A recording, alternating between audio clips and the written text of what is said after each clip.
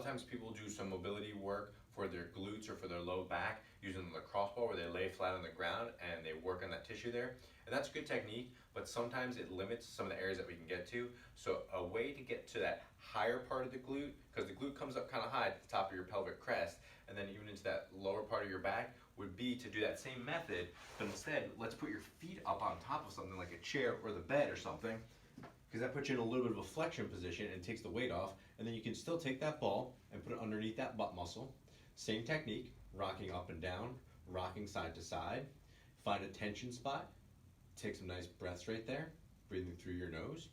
You can also hold over that tension spot, and maybe you want to do some mobilization with your leg up and down. Maybe you find that moving the arm up and down might be a better mobilization for you. But you kind of search different areas of that higher part of the glute and try to mobilize like that. Same thing from this position, you can take that ball and move it just to above the hip slightly, so it's getting into that low back, and you can still kind of rock side to side or up and down, find a tension spot, stay there, take a couple breaths, or mobilize a leg, maybe the opposite leg, maybe an arm, whatever it is. You can work on this high glute and this low back using the lacrosse ball just if you put your feet up on top of a surface.